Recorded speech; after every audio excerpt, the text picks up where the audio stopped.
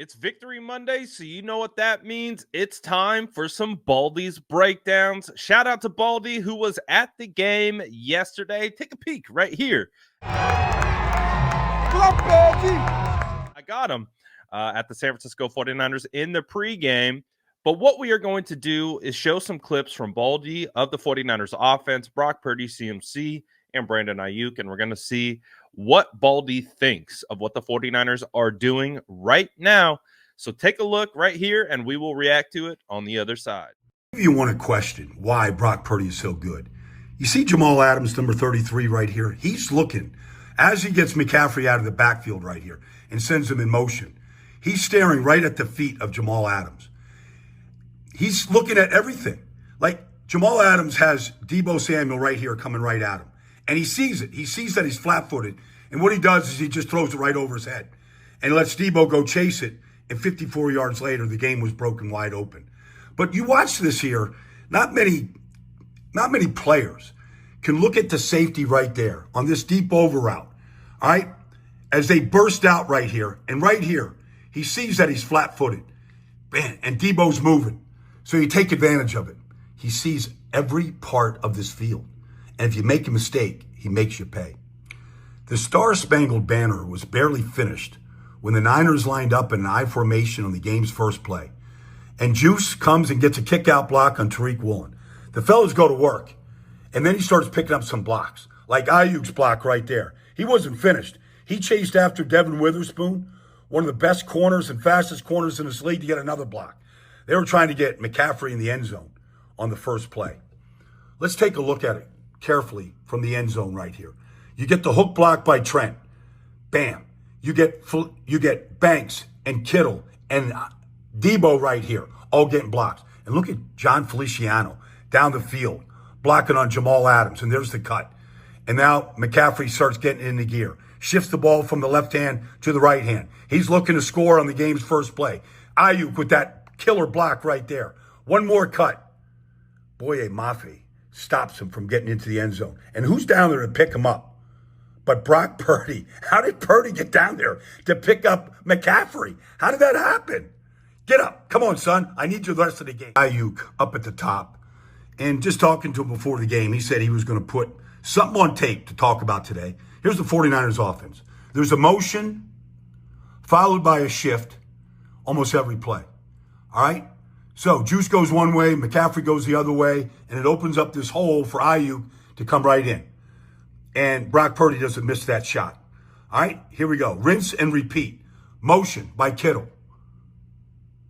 Shift by McCaffrey. And right again. Here you go. High-low right here with McCaffrey and Aiyuk. And now Purdy gets in a little bit of trouble, so he starts moving. So when he moves, Aiyuk moves. And he puts the ball right over Julian Love's head. And then you get this. Sometimes they just line up and they just play fast. Like this. Play action right here. Here comes Aiyuk. Right? And here he is coming right into the hole, and Brock Purdy fires it to him. We won't show the very end of this play because he doesn't want that to be seen. However, you watch this right here, and sometimes just get up to the line and play fast. Play action. You get max protection with Warner and Juice.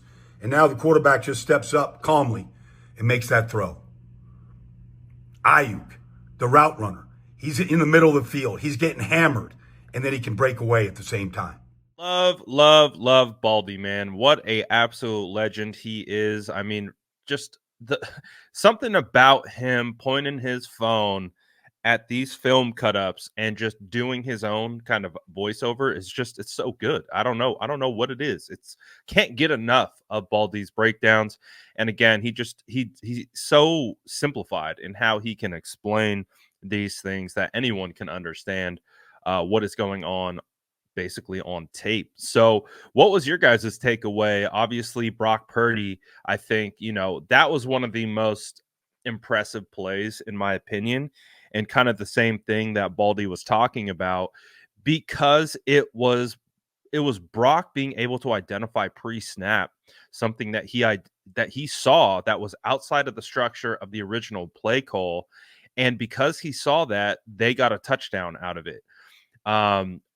Brock Purdy talked about it after the game. He said Juwan Jennings was the first read on this one. Deebo Samuel talked about this play as well, said that when they practiced it, Deebo was the last read and that he wasn't even running full speed until he saw Brock Purdy uncork it, because essentially what had happened is Brock was able to identify that Jamal Adams was cheating a little bit and coming up into the box. So Brock knew that he potentially had no safety help over the top on Deebo Samuel. So when he saw it after he snapped the ball, he just uncorked that thing and let Deebo run under it. And again, these are the types of plays that smash the system quarterback narrative, because if he was a system quarterback, he wouldn't have done that. He would have went to Juwan Jennings as the system dictated.